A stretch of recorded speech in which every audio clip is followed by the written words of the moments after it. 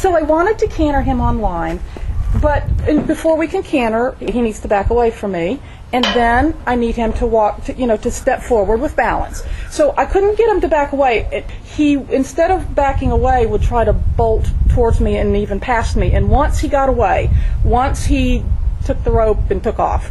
And so we kind of spent the rest of the week working on, yeah, you will back away. And we really didn't get to canter. So I kind of want to pick up what we worked on last week and go forward with that. And by the way, I don't think you can try bolting forward. I think we worked through that this week. We did a lot of blocking and a lot of cooperating. All right. I'm not a huge fan of the round corral. However, if I have a horse that has more of a tendency to pull on me or bolt or what you just said, what happened here recently, then we're going to go in the round pen. That's not to say he can't get away from you, but at least it's more of a contained area. Yeah. So tell me, why do you think that you need to back him away from you before you send him out on the circle? Well, when we start, he's an in-your-face horse, so he's this close to me. Right. And I can't canter him from here. Right. And I don't want to be the one to back up. Right. So somebody's got to move. Okay. What else? Well, we want him to get his weight on the back end a little bit. Right.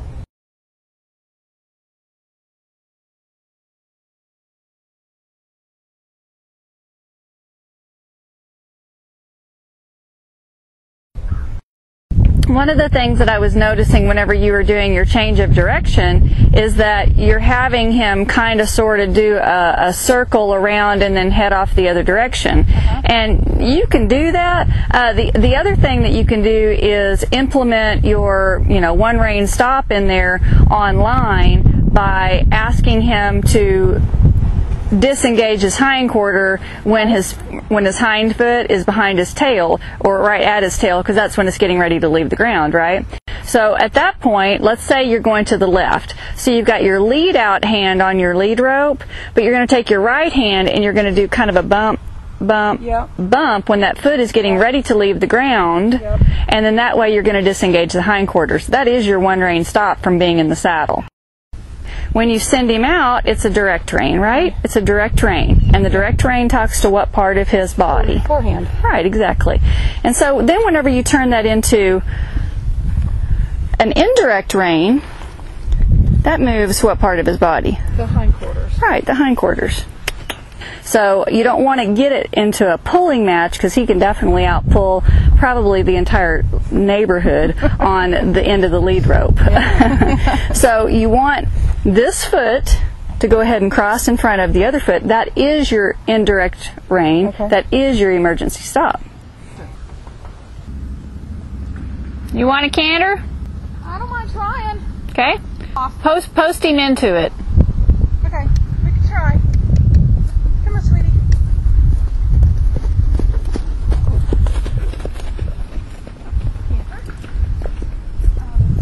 Keep going. Post. Go back. Go back into your posting and get back with him again. Oh, that felt good, Odin.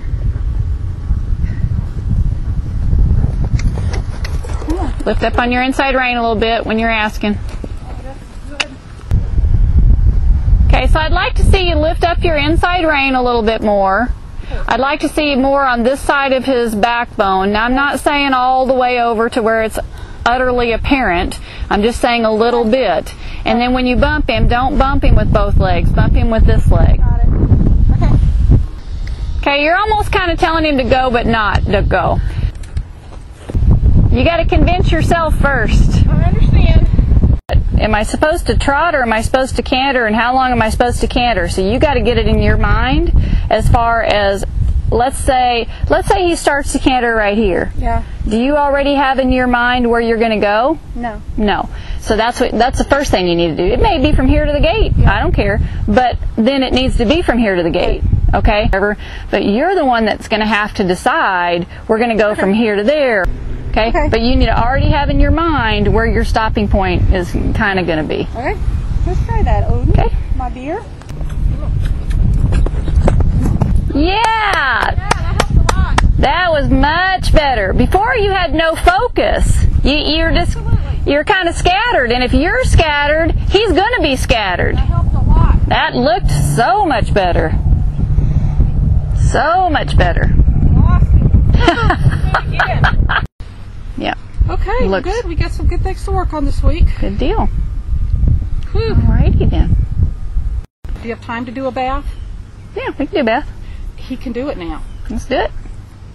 I'll show you. Let's do it. Now, he doesn't like it, but I can do it now. Last week when we did the bath, and so much happened, including my finger, which is still bandaged, having bathed him for those few seconds, just like the focus on the canner, I think it helped us both. It helped him to know he wasn't going to die, and it helped me to know he wasn't going to overreact. I mean, he did react, but he didn't freak out, and that was helpful for me to see. And with that image in our mind, we were able to proceed. Okay, water's warm. The horse is hot. Would you like to have a drink? Want to have a drink? Okay, good. Now, how's that for a week's improvement? That looks good too. And I can still find some itchy places. There are moments that he enjoys here.